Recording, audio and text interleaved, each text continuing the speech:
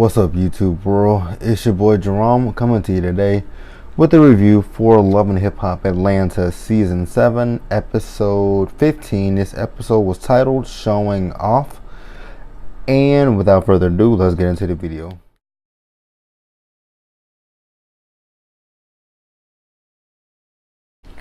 Alright, so this episode, it opens up with escalators. And when the episode opened up, I was really confused about what was going on in this scene until I saw the camera crew and all that kind of stuff. And I'm like, oh, so she's shooting a music video. And I'm like, oh, so that would be her that's back in that on this track sing, this track that they're playing. And I'm like, okay. I'm like, this shit is heavily fucking auto-tuned and all that kind of stuff. But you know what, if she is, if this is what she want to do, who am I to judge her and whatnot? Like I said, it just sounded auto-tuned to me. It ain't some shit that I would purchase or anything like that, because once you take out all that auto-tuning bullshit, there's nothing there. Like, if you strip all that shit away from that song that she's doing, ain't shit there.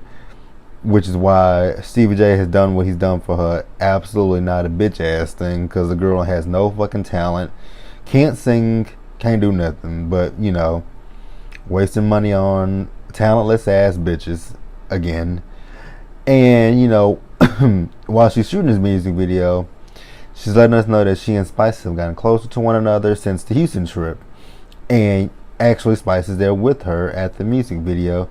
So once she, wraps everything up, she and Spice and Stevie and Scooter, they, start talking about everything, and they discuss everything that happened in Houston. They talk about, just Brittany and her performance, and when Spice was talking about when Spice and Escalators were talking about just Brittany's performance, I'm like, Spice, maybe you can talk about just Barney's performance, but Escalators, girl, you have no room to talk. At least, just Brittany has some talent, a little bit of talent. I mean, she can't rap to me, but at least the girl can kind of, sing and whatnot. But Escalators, you ain't got shit going for yourself. Like, I don't know how you can talk about this girl and what, she can and cannot do, because you can't do shit at all. Like, I was really baffled by that. And, like I said, Scooter was there. Basically, Scooter was there to talk to Stevie because he is putting together an event, since his son died and all that kind of stuff. And, while they're all there, they are discussing, Houston and all that kind of stuff. They bring up Sierra and BK and all that kind of stuff. And I was not here for Spice being messy about Sierra and all that kind of stuff. Like, first of all, I get that you and Sierra got into it in Houston, but Sierra's relationship with Shooter and BK, that ain't got nothing to do with you, because she is in the process of getting a divorce. So, she's free to date whoever she wants to date. So I didn't see how, that affected Spice or anything like that. Like, and then, like I said, they're talking about what happened in Houston. So Escalators is telling Stevie about, BK calling her a bitch and all that kind of stuff, which I'm sitting here like, last time I checked, when did Stevie claim you as his? So what the fuck what does you telling Stevie this have to do with anything? Because last time I checked, he wasn't your man. So it really made absolutely no sense to me what she was telling him for, because I'm like, all he using you for is some pussy, and that's pretty much it. So I still was confused by that whole situation with her telling Stevie. Alright, and then you get this scene where BK and Sean, they're in the studio, and BK is recording some music, and I'm like, okay. At the end of the season, we finally see you recording some music, which it sounded pretty good to me. And I'm like, damn, we at the end of the season, and this is the first time we really see you in the studio. You've been involved in so much crazy, hectic bullshit all season that I actually forget that you do music, and it's actually refreshing to see you in the studio. So while they're in the studio, Stevie J walks into the studio, and BK comes out the booth, and they all start having a conversation.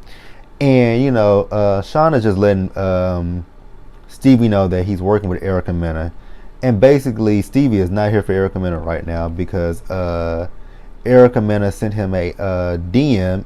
Don't He didn't say what the DM said. He said it's very derogatory what Erica Mena said to him in a DM. And then he called Erica Mena another talentless drama queen. And I'm like, really? Like, it takes. I mean, you have had a lot of talentless ass drama queens. You got one right now that you just produced a song for and did a video for. That's a talentless ass bitch right there, Escalator. She has zero talent whatsoever. So I don't get how you can sit here and kind of throw a shot at Erica Mena being talentless when you're working with Escalators who ain't had no talent, and you worked with Jocelyn who had absolutely zero talent. So for you to sit here and talk about Mena like that, I was completely confused. So once he and Sean stop talking, Sean steps out, and then Stevie and BK have a conversation, and basically this conversation is about the situation that happened with Escalators and Spice and Sierra. So BK is just telling him, hey, he felt like with Escalators and Spice, he felt like that they were going. It was 2-on-1 when it came down to Sierra. So he was trying to diffuse that situation, all that kind of stuff. And then Stevie was like, I heard that you called her a bitch and all that kind of stuff. And he said, yeah, in the heat of the moment, he did call her a bitch, but he tried to pull her to the side and apologize to her, which he is correct. He did pull Escalator to the side and apologize to her. But when she even brought up the bitch comment last week, but he kind of like he didn't call her a bitch, which he did. And again, he apologized to her for it, which I was completely here for him apologizing to her, which I still don't understand why she went to Stevie and told Stevie when this man completely apologized to you. Like, I can see it if he didn't apologize to you. Like, looking at this situation reminds me of season 1 of Love and Hip Hop Atlanta when Jocelyn, Stevie, Scrappy, and Erica got into it, and I'm like, oh my god, this is history repeating itself. Only difference is Stevie was claiming Jocelyn at that time, and the difference now is I don't really see Stevie too much claiming Estelita as his girl. So I was really confused about him and her in this whole situation. Him, her telling Escalators telling Stevie, and then Stevie trying to go and check BK about this whole situation. But once BK said that he apologized to her, he and Stevie kind of moved on and let it go. All right, and next we have Kirk and Kelsey. So Kirk and Kelsey are meeting at the park, which I'm thinking to myself, like, Kirk, how stupid can you fucking be? You gonna meet your daughter here at the park? I mean, unless Kelsey has a kid or something, like, wouldn't you be kind of questioning yourself why you two are meeting at a fucking children's park and all that kind of shit? But whatever. So they get to the park, and basically Kelsey is just telling Kirk that while he and Rashida were in Houston, she went and met up with Jasmine, and she met baby Cannon.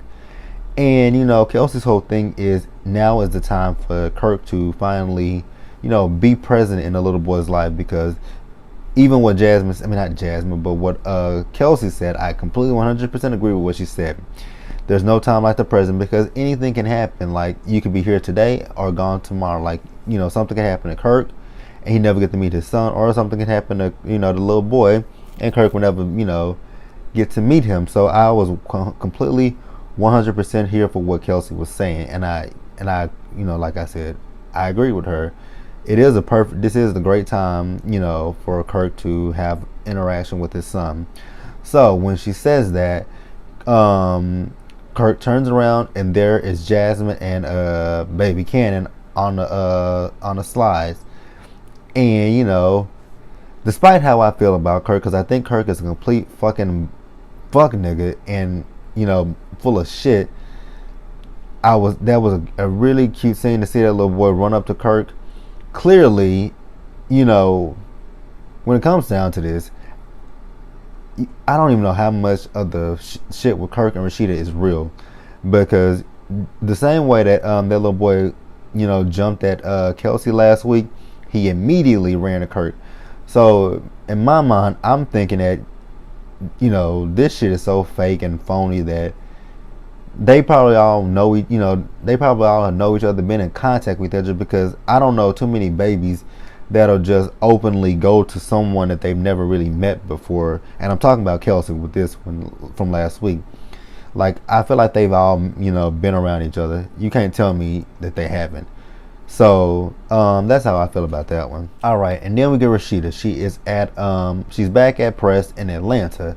She also lets us know that since Press Atlanta is doing so well, she had to move from the store that she was in before to a bigger store. And I'm like, okay, Rashida, kudos to you. Like, girl, do the damn thing. So while she's, I think at this time she was getting ready to close the store for the night. So when she's closing the store, in walks Kirk. And, Rashida's talking about, she needs to talk to him because of social media and all this kind of stuff. And I'm like, social media. And basically with Rashida, the whole thing with her talking about social media is the fact that when Kirk and Kelsey went to the park, Kelsey snapped a photo of her, Cannon, and Kirk together. And she posted it on her Instagram. So Rashida was upset that, she had to find out about it through Instagram. And I'm like, oh my God, Rashida, are you making a big ass deal about this? Like, I can see it if he went and he met the bitch by himself and they did something with each other or anything like that. But Kirk needs to be in this little boy's life. So shit, why are you getting upset that he met with him? Like, be happy that he met with the little boy. So I was completely baffled by why Rashida was upset.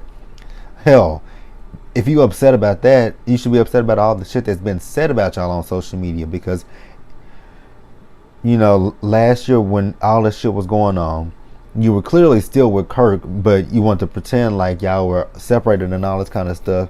And I know people were attacking you about that shit. So if you want to be upset about anything with social media, be upset with yourself because you are still, you were still with him, pretending like, you were separated. And I know you were hurt, but you couldn't have been that hurt that y'all was still living in the same house, still, doing all the marital stuff together. So Rashida, get the fuck over that. Miss me with that.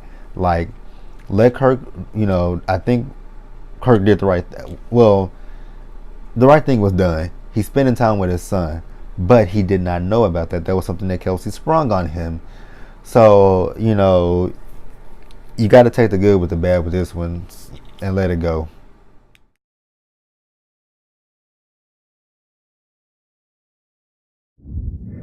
And then next we get this scene with Tokyo. She is performing. And while she's performing, Tobias shows up. The reason why Tobias shows up is because, Tokyo had said that, he had been, trying to talk to her and trying to see her and all this kind of stuff. So at this point, she is finally caved and she's giving in to Tobias and she's meeting up with, letting him come to her performance and so they can talk. But when Tobias walks into her performance, we also see Keely there, which I was like, what the fuck is Keely doing there? Last time I checked, Keely and Tokyo had, no kind of dealings with each other. And then, Keely talking about how she's there trying to scope out talent. And I'm like, you scoping out talent at Tokyo's event? The same girl who is not here for you, who you got into it with and all that kind of stuff. So I was baffled by how she was there to scope out talent and anything like that. And last time I checked, she wasn't even a talent manager or any kind of stuff like that. So again, why are you here? But Tobias lets her know that he's there to talk to Tokyo and he just wants to get a fresh start with Tokyo. And then she's also like, well, she wants to, if she can go talk to Tokyo and have a conversation with Tokyo, she'd be down for a fresh start as well. So Tobias goes backstage to talk to Tokyo. When he's back there, in walks Keely, and that's when Tokyo was like, you got a whole bitch here who I don't fuck with, like you and that hoe can go.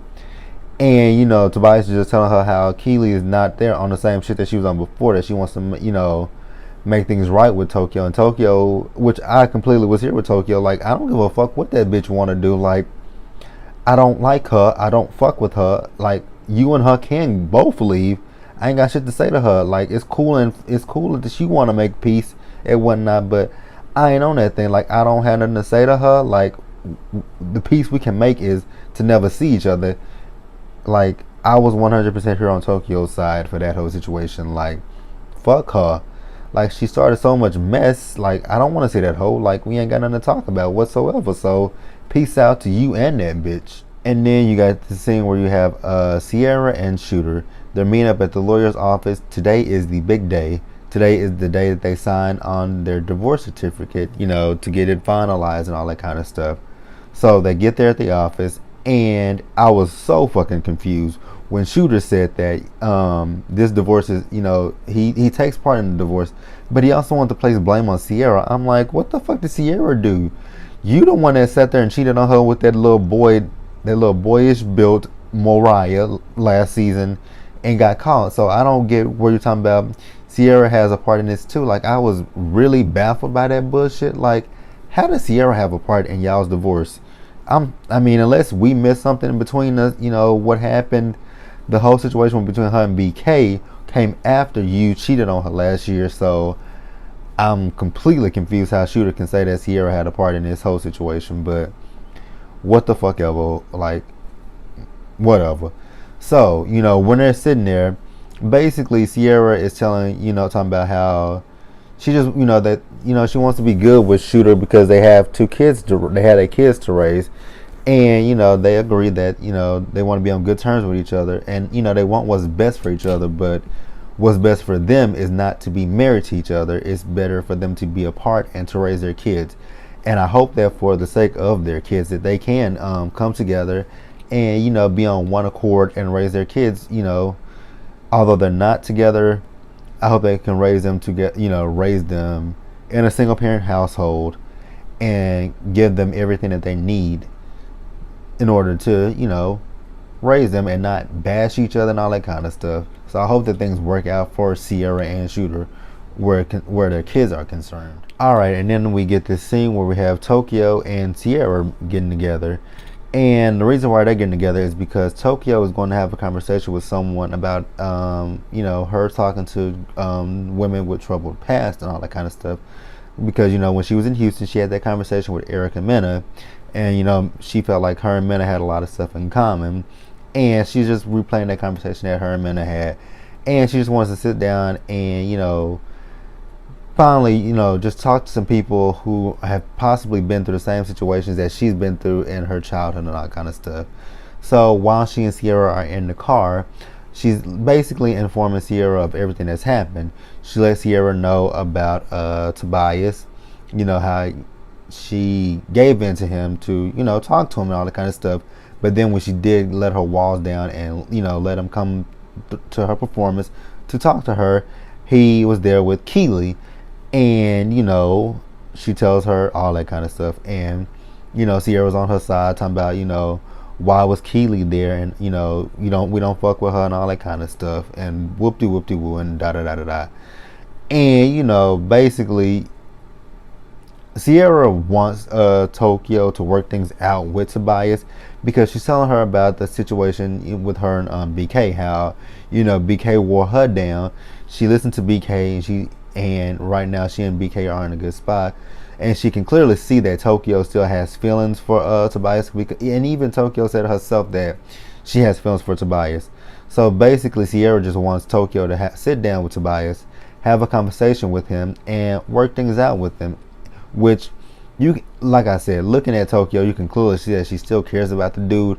I think he was just wrong in his approach with bringing Keely backstage with him. Had he not brought Keely backstage with him, things would have been completely different between him and Tokyo. But he took Keely backstage, Tokyo flipped out, and, that's how it went, Like, it could have went completely differently had he just told, hey, Keely, I get that you probably want to talk to her, but right now I need to talk to her and try to get our situation together. And maybe later I can have a conversation with her and see if she'll sit down and talk with you. That's what Tobias could have did instead of what he did instead. And then we go over to Tokyo. She's giving this speech to the women, who've been through the same situations that she's been through, which I absolutely loved her speech. And I'm actually proud of Tokyo. For her to be 23 years old, she's a very smart girl. She has her head on her shoulders, and, she's doing the damn thing, for real. And they once she finished her speech, she allowed some of the girls to talk about their struggles. The one girl, she had issues with her skin being dark and all that kind of stuff, which she was a very pretty girl, and I was here for Sierra, and all I'm telling her that she was beautiful because she really is beautiful for her, so I was here for that. And then you had the other girl talking about her body, because after she had a baby, her breasts began to sag, which there is nothing wrong with that. Like, you had a baby, like your body's going to change after you have a baby and all that kind of stuff. So don't be too down on yourself just because your body changes. Like, that's a part of life. And while Tokyo was giving her speech to these girls, Tobias walked in, and the look on Tokyo's face, it said it all. She was happy to see Tobias and all that kind of stuff. So once she finishes this, she and Tobias talk, and the reason why Tobias was there was because after that conversation that Sierra and Tokyo had in the car, Sierra took it upon herself to invite Tobias there.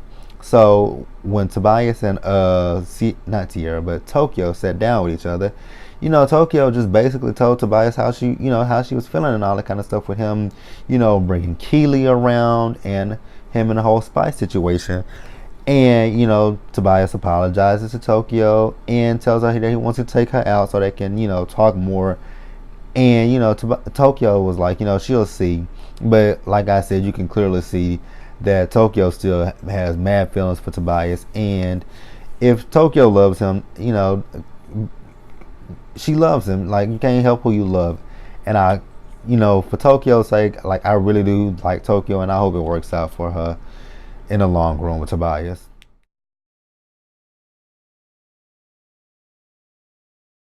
And then lastly, we got the Danger Zone showcase. So on the stage, the sole performer, which was Escalators.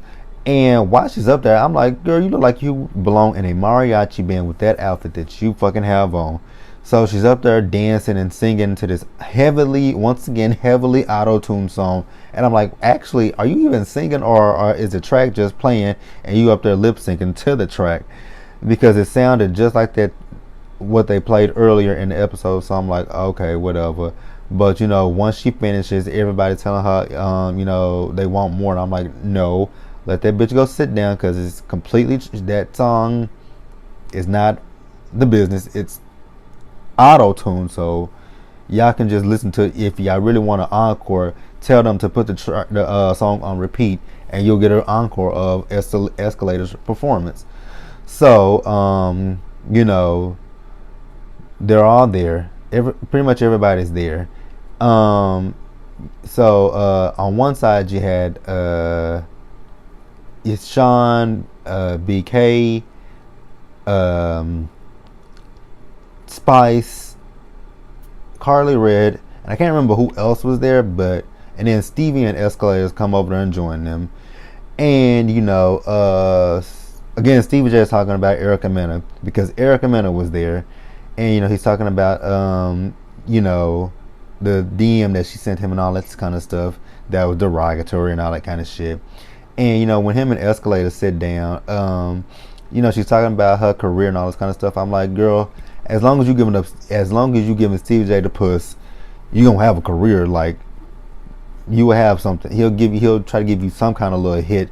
Well, I ain't gonna say hit. He'll try to give you some kind of little song, as long as you give him what he want, and that's your puss. So keep giving him that, and you gonna keep having music from him. And when they were sitting down, not BK, but Sean was talking about how he's working with Erica Mena and all that kind of stuff. And basically how he'll work with anybody. And I was confused. I'm like, when Carter Red made her little 2 cents about Sean is thirsty that he'll work with anybody, I'm like, Carly, where the fuck did that come from? Like, he ain't said shit to you, and if anybody's thirsty, you just as thirsty as he is. So I was mad confused by that whole situation. And then with them all sitting with each other, you had on the other side, I know that there was Keely, Mena, and Mimi over there, and out of nowhere you can hear in the background arguing. And when the camera panned over there, it was Mena and Stevie J's daughter Savannah going at it with each other. And Stevie J again is dealing with the whole DM that Erica Mena sent to him, and Stevie let it be known that Savannah saw the DM because she had, I guess she has access to his Twitter or whatever, Twitter, Instagram, or whatever the DM was sent to, and that's why she attacked men and all that kind of stuff. And I'm like, oh God, really? First of all, I really didn't know who the fuck she was with that wig on, that hair on her head. So I'm like, who the fuck is this stranger fighting with Erica? So like I said, they going back and forth with each other. And Mimi was talking about the way that Mena flipped out on just Barney when she mentioned Erica's son, which I got what Mimi was coming from, but I didn't agree with Mimi at all. Just because it wasn't. I don't. Well, again, we don't know what the DM said, but it's not the same thing. If Savannah saw the DM and she didn't like what was said to Stevie J, that was between Stevie J and Erica, not Stevie J, Erica, and Savannah. So I don't know why. So yeah, whatever with that one. And then once they kind of get that all cleared down and calmed down, Stevie J did come over there and talk to Erica. And Erica was telling Stevie, since he want to act like a bitch, she'll make him his bitch and all that kind of stuff. And then, in walks Just Barney. So basically, Just Barney is there to repay Erica and Escalators for what happened in Houston. And I'm like, sis, you late to this performance because Escalators has already performed. So I don't get what you coming in here to do. But, once she gets in there,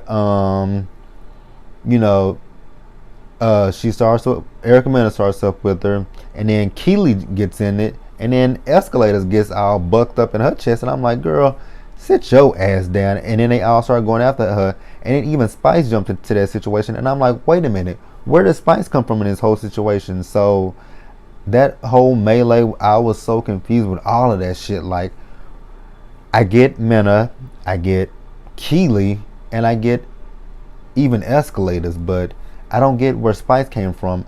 And scratch that, I actually kind of don't get Escalators. Like, I think she's just doing shit, trying to make herself relevant for next season, but you're falling flat. So that ended that. And then, Stevie J, he is meeting up with someone from Erica Mena's past because he's not here. He wants to, I guess he kind of want to put Erica in her place since all this shit with him and his daughter happened. And he's meeting up with none other than the queen of bitches himself, Rubbin Pennies. So that was Love and Hip Hop Atlanta. Like the video, leave your comments, subscribe to the channel, and I will see you guys later.